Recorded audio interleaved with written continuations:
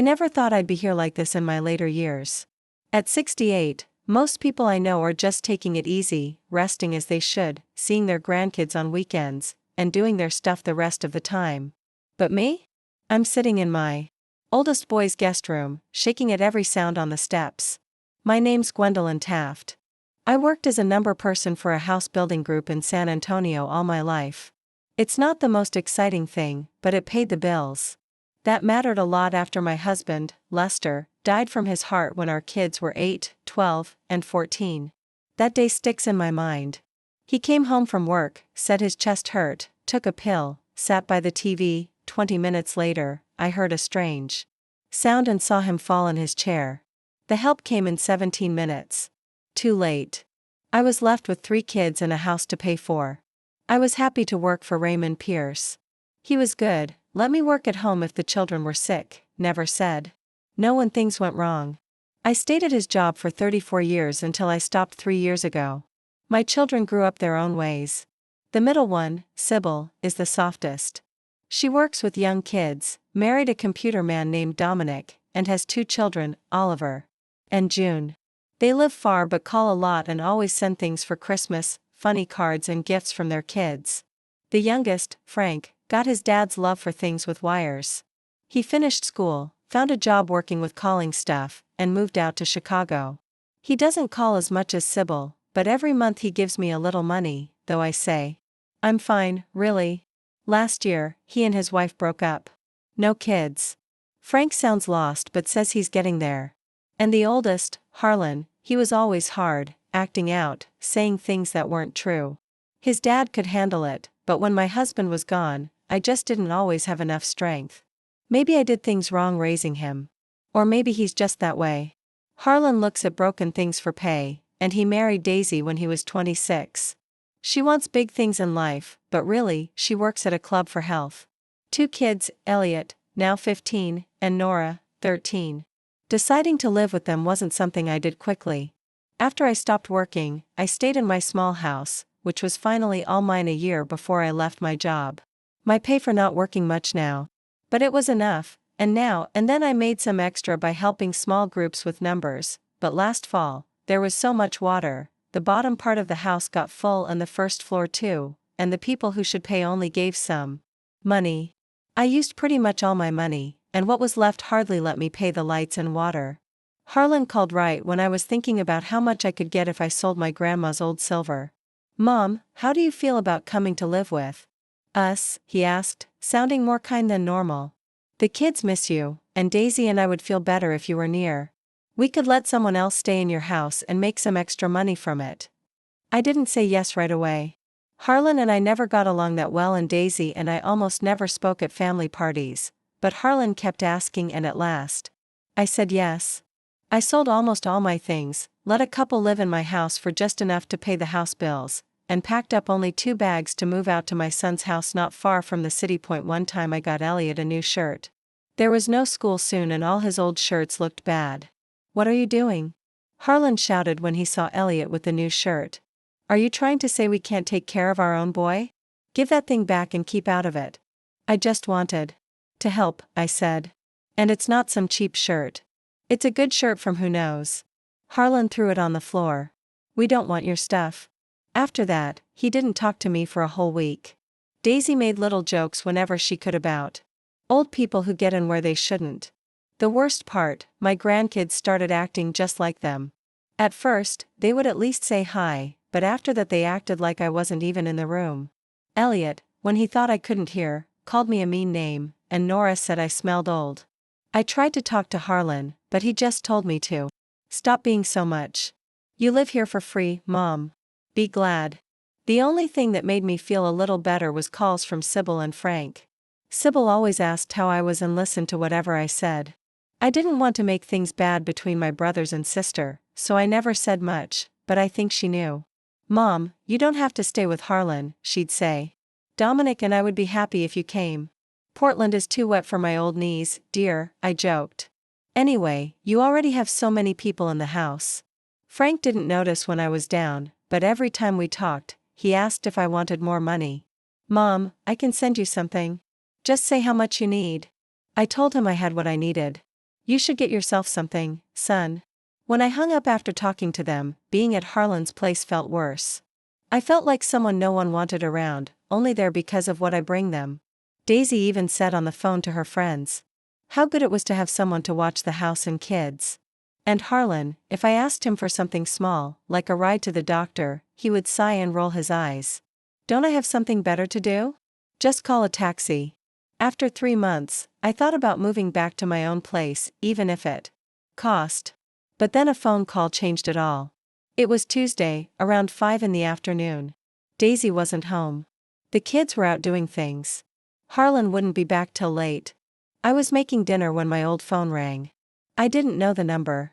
I almost hung up, those people call all the time. But I picked up. Gwendolyn, this is Raymond Pierce. Don't know if you remember your old boss. Raymond's voice was softer than I remembered. Yeah, it was him, with that rough way he always talks and the way he says his words, kind of like where he's from. Sure thing, Mr. Pierce, I said back, still surprised you called. How are you? Could be better, Gwendolyn. Could be better, he let out this long breath. Listen, we need to talk. It's big, not something to say on the phone. Can you come by the office at 10 tomorrow? I held back for a second. Tomorrow, Wednesday, I had to pick up Nora at 2, then piano practice for her after. This really matters, Gwendolyn. Raymond's voice got close to begging. Wouldn't ask if there was somebody else. Okay, Mr. Pierce, I said at last. I'll be there at 10. Thank you, Gwendolyn, and get set for a hard talk. He hung up. Didn't know what to think.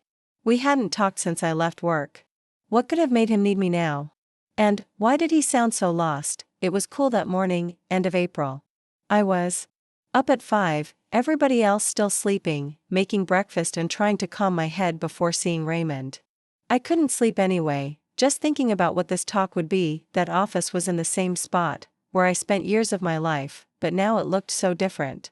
New glass where old walls were, fancy coffee machines and water things, people hurrying around with screens in their hands, never looking up.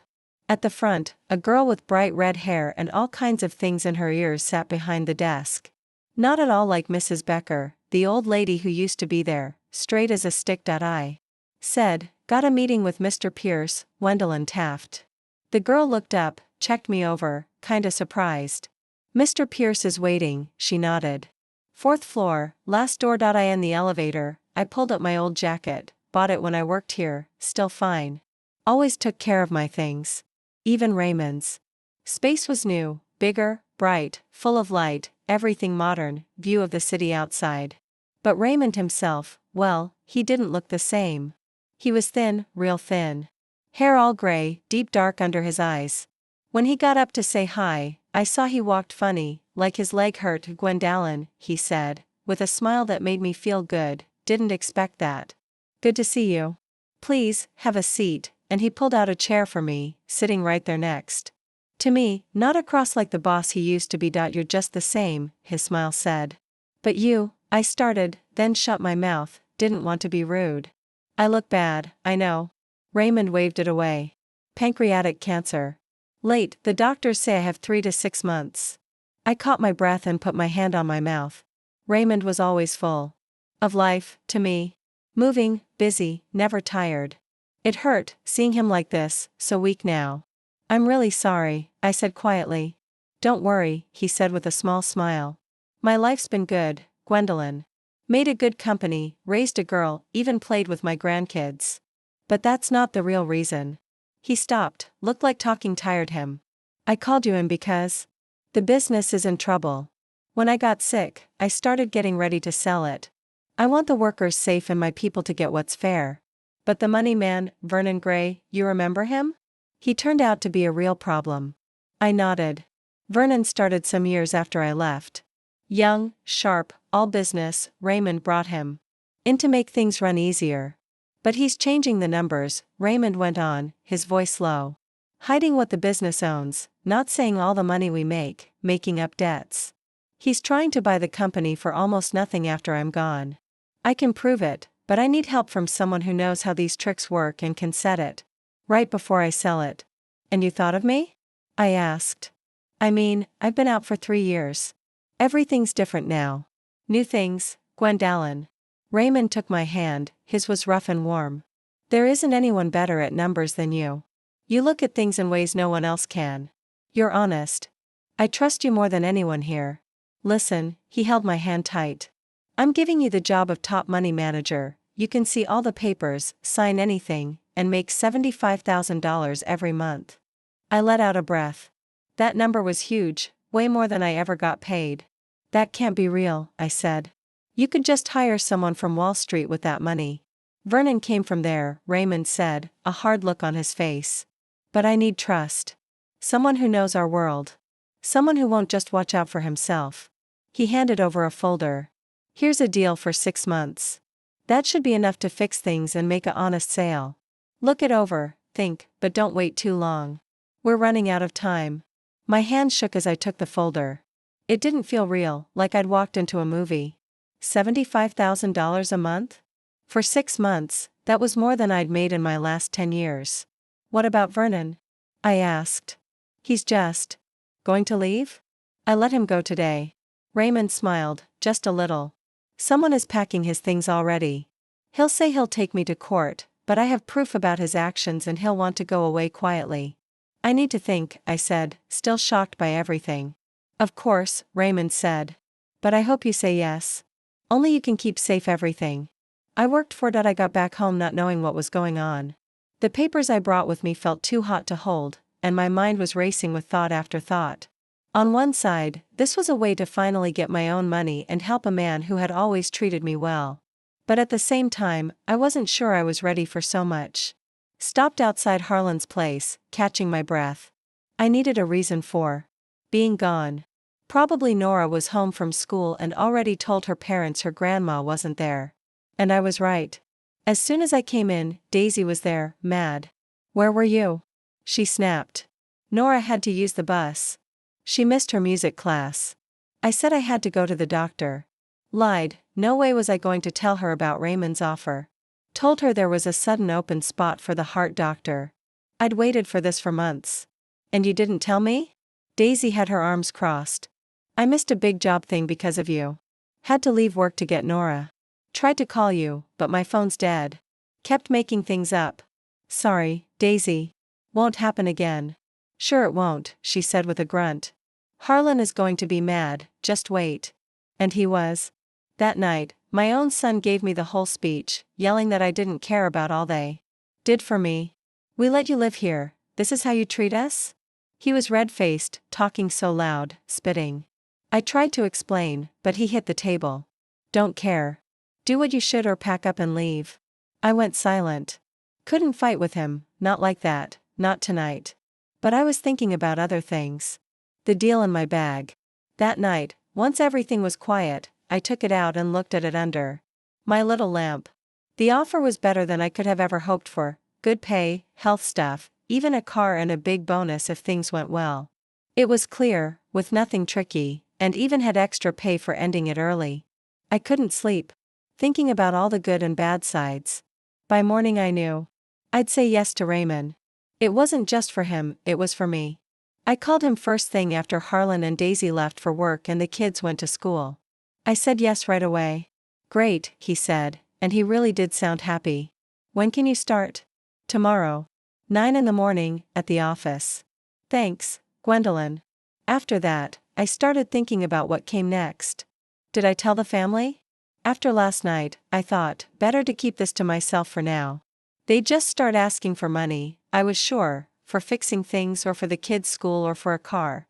No, I'd keep quiet, save up, get my own place. I came up with a story, that I was helping out in the library, sorting books for free. That sounded about right, no one would question that. At dinner, I told them about the library in the plainest way I could. The library? Harlan asked, his mouth full. Why? Told him I didn't want to sit home all day, that I needed people. Who's picking up the kids? Daisy cut right in. And dinner? Said I arranged it to be only part of the day. Leet. I'd be back after 2. Would still cook and pick up the kids. Harlan and Daisy looked at each other but couldn't say no. The job was for no pay, nothing they could argue about. Don't let it get in the way here, Harlan said. We didn't take you in to play with books. Of course, I said, making sure not to look mad or anything, trying to hold back what I really thought about all the money I'd be getting soon. The next day, I started at Pierce Construction. The first weeks were so hard. I had to get used to new computers, learn about Vernon's mess, and meet new people who didn't look happy to see me. But in time, I got the hang of it. My years on the job helped me more than I thought. I knew a lot about the work, got in touch with old friends and clients. Money work? My strong point. Vernon's tricks made sense after a while.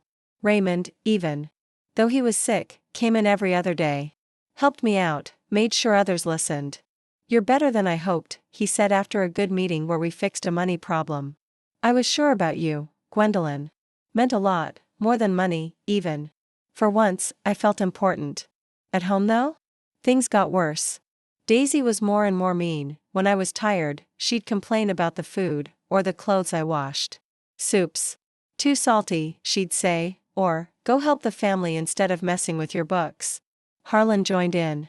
Mom, you forgot to buy cheese. You didn't leave me the call from my boss.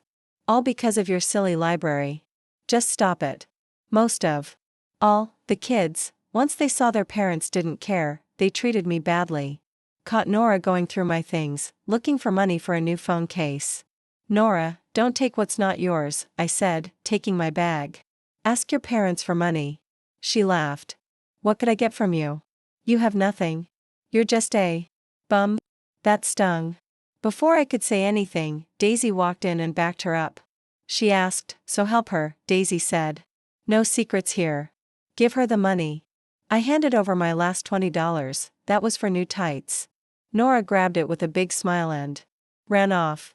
Daisy gave me a look. No secrets in my house. After they left, I was shaking. Needed to hide my papers better. Next, Elliot accidentally spilled juice on my best shirt before a big meeting. Oops, sorry, he fake said. I knew he meant it. Harlan just shrugged. Just a rag, buy a new one someday. They laughed, like it was a big joke. I said nothing, but inside, I could barely hold it together. That night I dreamed of my own place, a car, trips, fun with friends, maybe never seeing these people again. But when morning came, I knew I had to be careful. Needed to save money, get a safe place, maybe find a lawyer, too. Didn't want Harlan to get a thing if something happened to me. Till then, I pretended all was fine. Every day was the same. Went to the library, worked hard at the office, came home to cook, clean, listen to everyone's complaints. Some days, it felt like I had two lives, important at work, nothing at home. It was hard, but thinking of leaving kept me going. Hang in there, Gwendolyn, Raymond would tell me when he saw how tired I was. You're doing great. Not much longer, we'll save the company. I smiled, didn't tell him about my home life. He had enough trouble. Raymond was getting worse every day, but somehow kept coming to work, planning, pushing on. He wanted his business saved. Home got harder. Daisy suddenly wanted me to clean the yard and garage, too. You sit in the library all day, she said. This makes up for it. I tried to say I did everything already. Didn't matter. No one cares about books, she said. You live here for free, work for it. I bit my tongue. Days blurred together. Up at 5, made breakfast for everyone, packed lunch for kids, slipped out before they got up. Treated myself to a coffee in the morning now. By 8:30 I was at my desk, deep in numbers and meetings. It was more of a mess than I thought. Vernon left fake papers, hidden stuff, but I sorted it out, step by step. Gwendolyn, you're a miracle, Raymond said one day, looking at my work. You've done more in weeks than Vernon did in years. I laughed it off, but inside, his praise made me feel 10 feet tall. By June, we'd cleaned up most of the worst stuff, got back money, fixed things with our friends in the business. Still a lot left, but the hard part was over. With my first check, I bought myself a phone, some nice makeup, even got my hair done. Saved most of it for my move. Daisy, of course, noticed. Got your hair done? That a new phone? She asked, eyes narrow. Said it was a free thing from the library, students giving haircuts. Phone? Birthday gift from Sybil, I said. Your birthday's in November, Daisy said. Delayed gift, I answered fast. She didn't buy it but dropped it. She just wanted her lasagna, anyway. At the office, it was another world. There, I counted, I mattered. The younger ones came to me for answers. Even the board started to respect me. Mrs. Taft, you did great with that big money problem, said Montgomery, the toughest of the group. We didn't see your worth. I said thanks. Inside, I smiled, thinking of Harlan hearing how they talked to me. Home was just getting worse. Harlan and Daisy wanted more and more: cleaning, cooking, yard, laundry, getting the dog, even helping with math. Mom, you're an accountant. Teach him. I tried to say I was tired. Didn't matter. You've got time. What else do you do? You only help at the library because we let you. I have my own life, I said quietly. What life? He snorted. You eat, you live here. Be glad we let you. He really believed it. No point fighting. I held it in and helped Elliot. He glared at me. Don't care what you say, just do it for me. Deep breath. Hold on, Gwendolyn. You'll be free soon. Raymond saw how tired I was, pulled me aside one day. Is everything okay, Gwendolyn? You look done in. I wanted to say I was fine, but I couldn't hold it in anymore. I told him everything, about Harlan, Daisy, how bad it was. He listened. When I was done, he shook his head. Gwendolyn, why do you stay? Now you can live by yourself. I'm saving, I said. I want enough before I go. Smart, he nodded. But remember, don't waste time on people who don't care about you. That hit me, meant more after all he'd been through. He was growing weaker, each day could be his last, but still working, still not giving up. You're right, he said, about wanting to be free with your own money, but don't let them break you. You're so good, Gwendolyn, and you should be treated well. After that talk, something in me was different. I still did things in the house, but I didn't try to make Heron and Daisy happy all the time. When they wanted too much, I just said no. When the kids were rude, I didn't keep it inside, I said it was not okay. Sure, people noticed. Daisy told Harlan I'd changed for the worse, so he told me off, but I stood my ground and wasn't as quiet as before. What's with you, Mom? He asked one night when I said I wouldn't sew all his shirts in one go. You've changed. I'm just a person, Heron. I get tired too. Are we asking too much from you? He said, as if I hurt him, after all we have done for you. What did you ever do for us? I spoke in a low voice. What do you mean, what did we do for you? He really looked shocked. You have a roof because of us, food, a family. Without us, you'd be alone in a small old house. No one would care. I could tell he was sure he was right. He believed letting me stay and work for them was a gift. I finally saw how little he saw me. Not a real person to him, just someone to use, nothing more, nothing less. I knew no words could change his mind. So, I started counting down the days till I could leave. Each work morning, I'd tell myself, one more down. Every night, not for long now. Maybe they felt I'd pulled away inside, because people at home acted worse. Daisy dropped being nice at all. Elliot and Nora ignored me, and Heron talked to me like I was a child who never listened. Halfway through July, when I had enough money for a new place, everything changed.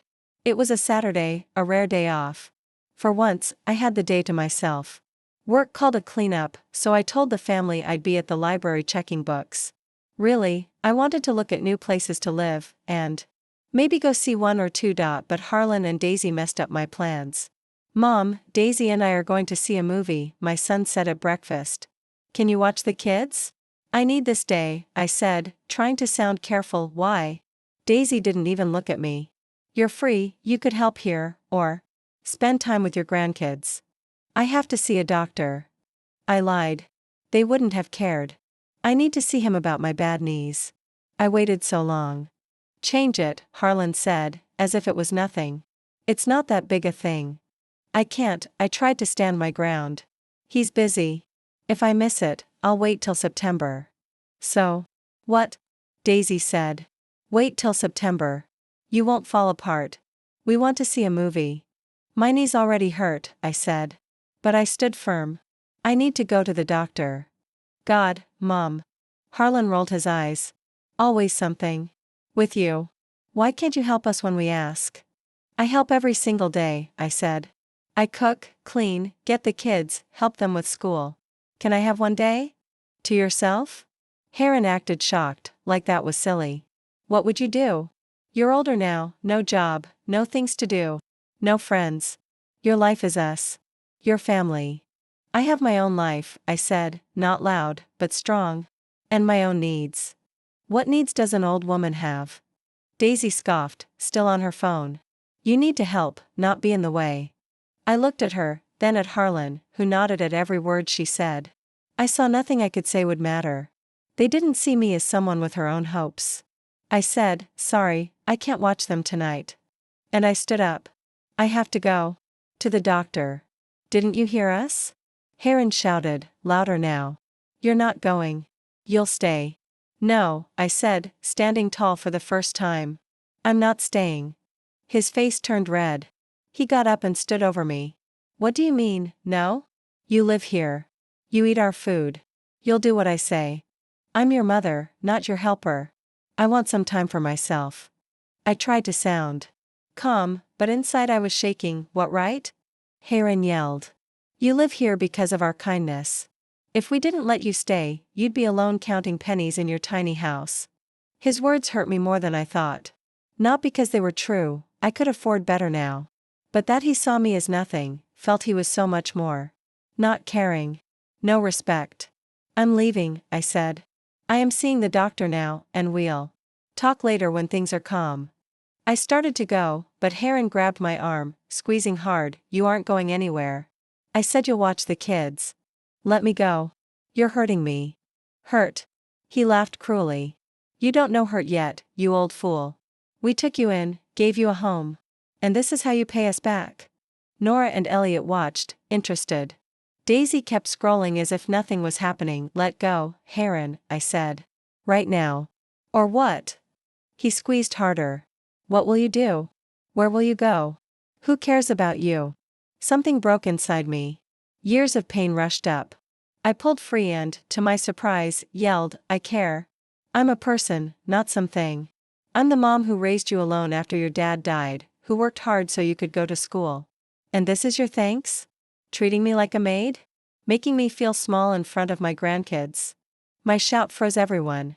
Daisy even looked up. The kids' mouths hung open, but Harlan snapped back quick. How dare you yell at me in my own house, he hissed, grabbing his mug of hot tea. He didn't finish. Instead, he threw scalding tea on my face. It ran down my cheeks, my neck, my chest, soaking my shirt. I screamed. He shoved me toward the door, yelling, Get out. You're nothing. You hear me? Nothing. I stumbled back, face burning from the tea.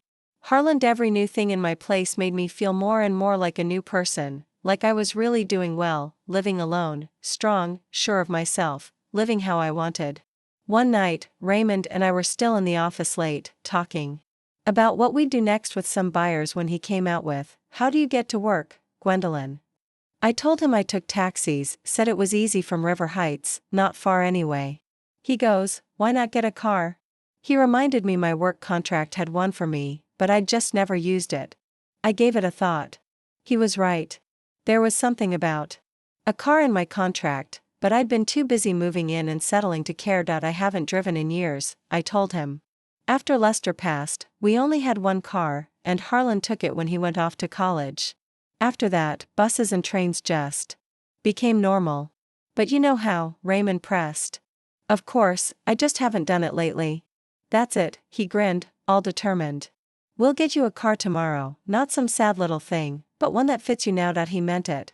Next day, even with his health fading, Raymond drove me to a car lot, but not just any, a fancy Jaguar Spot, the big one in town. Raymond, that's too much, I said when I figured out where he brought me. I don't need a car this nice. He didn't budge, just looked at me all serious. I won't be around forever. Let me do this for someone who's earned it. The sales guy was all over Raymond, leading us to those shiny cars, each one worth more than I ever made in years. He nodded at me, said I needed something with style, maybe the F-Type, our sports car, top down, so quick, so comfy. Showed us a dark blue one with pale seats. You should have seen this thing, just sleek and beautiful. We went for a drive, me and a teacher up front, Ray staying behind, not up for the ride. I felt jumpy at first, too many gadgets, so fast, pedals touchy. But slowly, I got used to it. By the highway, I felt what the car could do, and honestly, I was just plain happy. You're doing great, the instructor nodded. For all those years off, you drive well. After we got back, I kind of knew, I liked this car. It felt like part of who I was now. Fast, new, ready for anything. 2 days later, I had my own blue F-Type in the garage at River Heights, all paid for by the company. They also set me up with lessons to get my driving back in shape. It was like the world opened up. Great place to live. Job I was proud of. Fancy car. I felt 10 years younger, really. I walked everywhere along the water, joined the pool, even tried yoga for older folks. My closet wasn't the same either. I bought clothes that looked good on me, not just baggy things to hide. Got a new cut at the salon, learned a bit about simple makeup. You've really changed, Raymond said one day when I came in wearing a soft purple suit, hair all styled. You look like you lost 15 years. I laughed, said I really feel like it. Like my life hit reset. And it was real. For once in a long time, I felt like more than just grandma, mother, or someone taking care of a house. I was me, what I wanted, what I dreamed, what made me happy. I kept up with Sybil and Frank, they loved seeing me like this. Sybil flew in for the weekend, wanted to see the place, see the car. My God, Mom, you look amazing, she hugged me at the airport, wide eyes at my car. We had the best time, walked all over, ate out, talked about everything. Sybil said she'd never seen me so bright and full of life.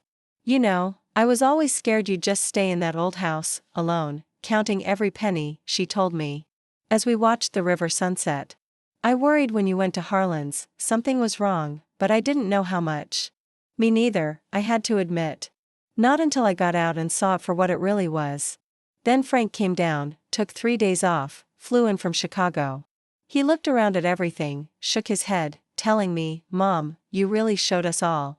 He helped me set up my computer, made sure my place was safe, did a few shelves and small things. When we said goodbye, he squeezed my hand. Always knew you could do this, but you did even more. It got to me. For the first time in ages, at least 2 of my kids saw me as more than just Mom, as someone with real strengths of her own. Work was good, too. Raymond and I finished fixing up the company, started talks with people who wanted to buy the place. Raymond, he was getting worse. Came to work only once a week, mostly from home or the hospital. But his mind never gave in, and we kept working together, just as strong as ever. August came, and one day Raymond called me over to his home. He was a lot weaker, staying in bed, nurse by his side, but still so smart, still cared about the company. Any news on the buyers? He asked as I sat by him with the papers. Yes, and it's good. I smiled at him. Bradford raised their offer to $120 million, their lawyers are working the deal. Great, he smiled back but looked tired. Hope I'm here for the signing. Don't even talk like that. I held his hand. You'll see your company get passed on the right way. We finished our work chat, then suddenly he switched topics. Your son, any word? I told him, none. He called, left messages, but I never called back. That's good, Raymond nodded. Then he said his daughter's husband worked where Harlan used to. Harlan lost his job for a big mistake, lost a client. No reference, got fired. And money trouble, the bank might take his house, trying to sell fast but not much luck. I felt sorry a little, but not more than that. Too bad, I said. Raymond said he wasn't just telling me for any reason, just thought I should know. Maybe get your things out of the house before you lose them. He was right, I still had letters. And a few memories there. Thanks, Raymond, I said quietly. I'll be careful. Don't let him hurt you again, Gwendolyn. You're worth more. That evening I called Sybil, checked if she'd heard news. She said Daisy called, sounded worried. Harlan couldn't find new work, the place was up for sale, even the car, no money at all.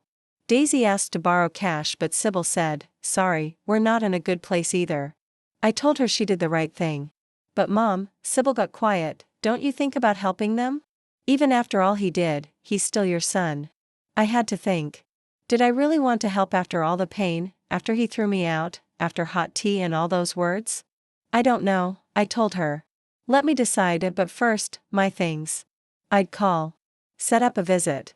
That night, out on my own balcony, I sat with the city lights, thinking hard about how strange life is. Not that long ago, they had all the power, I was just old, living in someone's home for free. Now, I run big money deals, have my own place. A car, all of it. But Harlan, he was broken now, struggling, after everything he'd done to me. Was that fate, or just luck? I wasn't sure. Should I help? Or let life teach him? Next morning, early, I called Harlan. He picked up right away, all jittery. Mom? Is that you?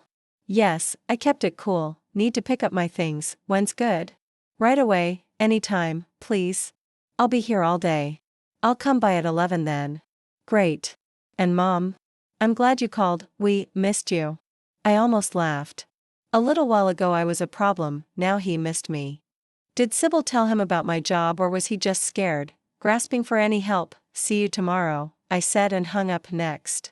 Morning, I took my time, picked a sharp cream dress, short heels, simple gold pieces, did my hair and makeup. I hardly knew the woman looking back from the mirror. Clear eyes, sure smile, nothing like the tired lady I'd been before. 10:30 sharp, I stepped out to my car and set off for Harlan's house. Sun, breeze, car shining. People looked over. As I drove by, who'd think at nearly 70, I'd be the one owning a sports car, enjoying life. The block with Harlan's place looked the same. Neat homes, trimmed yards, kids' bikes. But to me, it all seemed distant, like I was just passing through, not a part of it. Harlan's house looked different, in a bad way. Yard a mess, oil stains, a "for sale" sign stuck in the lawn. I parked outside, turned off the car, paused. What did I feel?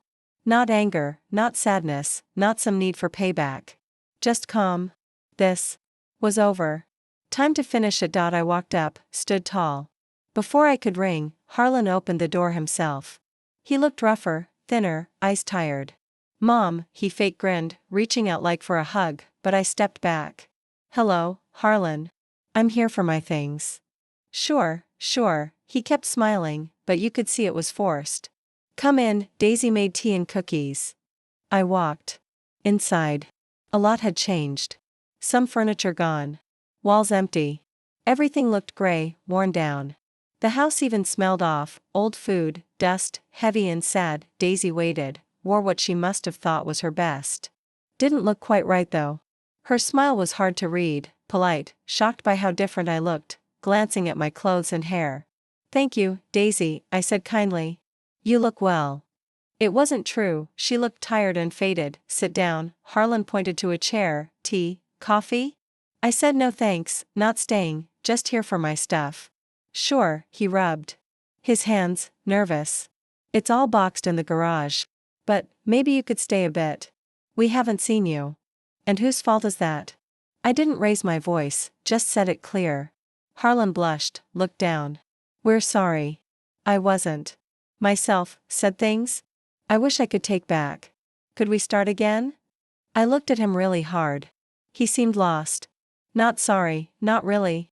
Just reaching out because he needed help, not because he cared. Harlan, I said softly, let's not pretend. You heard about my new job, maybe from Sybil or Frank, and now you want my help. Money. That's why all at once you thought about your family again. What? No way. He acted upset. How could you even say that? We all missed you. Right, kids? Elliot and Nora both said yes at the same time, but their faces stayed cold. You could tell nobody wanted to be there, but they had no choice. Mom, I heard you work at your old place now.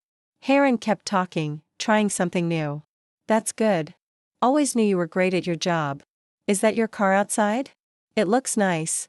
Yep, that's my Jaguar. I let myself smile a little. Work gave it to me, part of being the money boss. Daisy couldn't hide her shock. But you told us you helped at the library for free. I lied, I said. I didn't want you knowing about my real work or pay. Pay? Harlan moved closer. How much do you make, if you don't mind? 75 grand a month, I said, like it was nothing. Big. The whole room went quiet. Harlan's mouth was hanging open. Daisy turned really pale and the kids finally perked up, looking at each other in total shock. 75 grand a month, Harlan said again, like he just couldn't believe it. That's more than you made all year at your old job with the other company. I finished his thought for him. Yep. Life is strange sometimes, right, Mom? Wow. Harlan found his words again. I'm so happy for you. And maybe it had to happen this way. You got free, got a new life, thanks to getting kicked out and hot tea, yeah. I raised my eyebrow. That's not what I meant, he said, and looked down. It's just, things work out for the best, right? Maybe, I said. But don't act like you helped me. You just wanted to get rid of me, like I was too much. Mom, I was wrong. Harlan stepped up, begging. I know it. I was awful, but don't we all mess up? Didn't you say we should forgive? Yes, I nodded. And I forgive you, Heron. But that doesn't mean I'll forget, or let myself end up back there. But we changed, Daisy spoke up.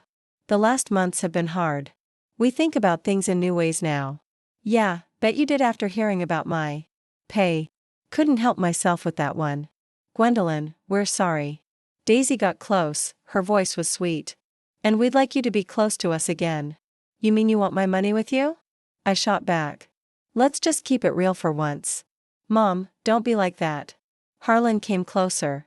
Look, money's tight for us now, but it isn't about that. I see what you mean to us now. I let out a breath. He wasn't being real at all. So, where's my stuff, Heron? I asked, tired of talk.